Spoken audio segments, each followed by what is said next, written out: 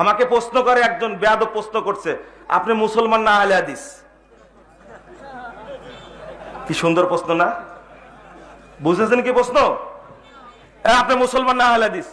বলেন মুসলমান। আহলে হাদিস না তাহলে আপনি? যাক ভালো, এ আহলে হাদিস না। হাদিস আহলে হাদিস কি বুঝলেন আপনি এখানে?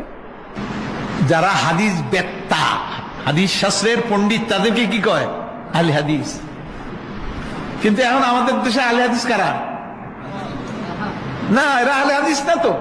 আহলে হাদিস বলতে ইস্তেলার মধ্যে ওরাই আহলে হাদিস যারা হাদিসবিদ, হাদিস শাস্ত্রের পণ্ডিত, যেমন ফিকহ শাস্ত্রের পণ্ডিত ফকিহ, এরা কি আহলে হাদিস। এরা আহলে হাদিস দাবি করে এই লোকগুলো। অথচ পৃথিবীর কোথাও আহলে হাদিস বলতে কিছু নাই, শুধু সাবকন্টিনেন্টে, ভারতে, পাকিস্তানে আর এখানে আহলে হাদিস। সৌদি আরবে আহলে হাদিস খুঁজেই পাবেন না, মিশরে পাবেন না।